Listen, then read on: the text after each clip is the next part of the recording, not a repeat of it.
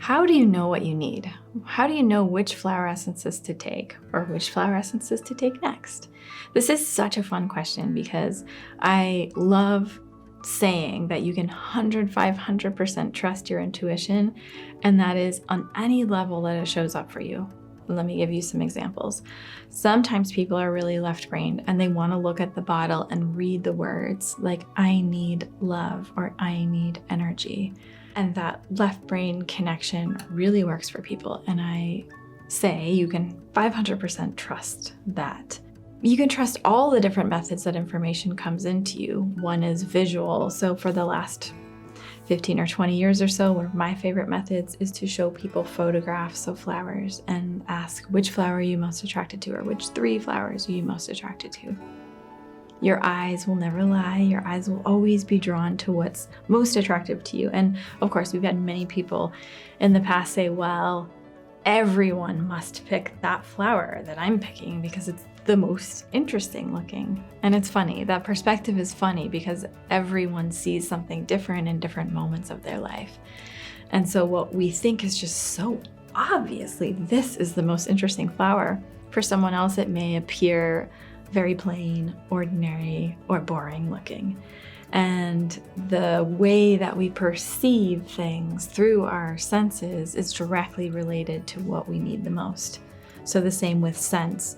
If you work with our flower essence blends that are combined with essential oils, you can also smell them and say like, which one smells really good?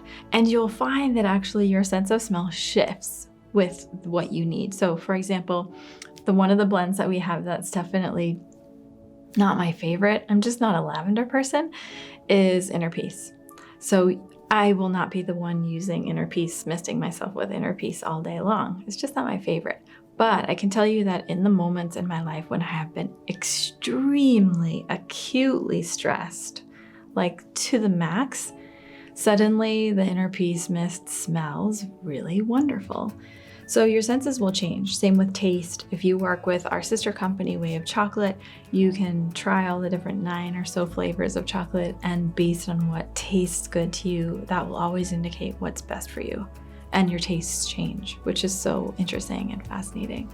All of this to say, you can totally and completely and wholly trust yourself. When you walk into a flower shop or Trader Joe's or Whole Foods or a flower market, or a field of flowers, you can be sure and you can trust yourself that you'll always be drawn to those flowers that can benefit you most in the moment.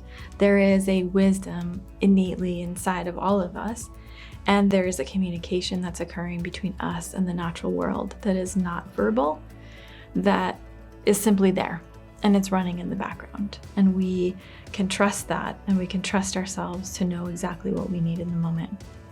Sometimes you may work with a particular flower essence for one day and feel like, that's enough. Sometimes you may work with a flower essence for 6 months to a year because it's some particular pattern that you really want to consistently look at over time. And you can totally trust yourself in terms of which flowers and when to shake it up and when to change it and when to add something else to the mix. That's the wonderful part about flower essences. There are no negative side effects, and so even if you get it wrong, terribly wrong, which I don't even think is possible, even if you were to, nothing would happen. So if you are consuming a lot of flower essences that your body or energetic system does not need, it will just kick it off. Almost like when you scuff your feet on the carpet and then you touch something and you get that electrical shock. It's similar, although you don't get the shock. Your body or your energetic system has the capacity to just kick things out when it isn't necessary or needed. So there's really no way you can go wrong. And I love that the flowers are such mirrors into our subconscious. Sometimes things that we even don't want to look at will arise. And also, I should say that you may also want to be aware of what you feel a serious aversion to. In most cases, it is those flowers, when we look at them visually, for example, it is the ones that we are most drawn to that look like we could just drink them. They're just fascinating looking. And it is also the flowers that we're like, ugh, that is disgusting. I don't like looking at that. I don't like the flower. It makes me irritable. I could tell you that in the last 20 years, I've seen some really amazing stories of people saying like, oh, I just hate Hong Kong Orchid, for example. And then she worked with Infinite Love Blend and was astounded at the transformation that she went through. And in most cases, when you feel a serious aversion to a flower, it's because that flower really can make a huge difference in your life. So be on the lookout for the ones that you don't want to look at, because they can be the biggest game changers in your life. But overall, in summary, you can absolutely trust yourself in this supportive garden of flower essences, and there's no way that you can get it wrong.